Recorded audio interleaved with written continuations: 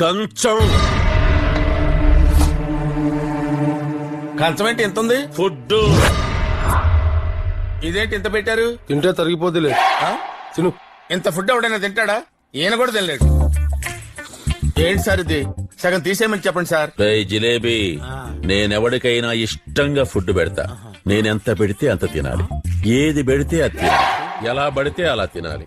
లేకపోతే కంట్రోల్ తప్పిపోతా, చంపేస్తా. ఓహో, ఇదేదో మద్రాస్ స్కెచ్ లా ఉంది. అందరూ కొట్టి చంపుతారు, వీడు పెట్టి చంపేసేలా ఉన్నాడేంటి? తిను. తింటా.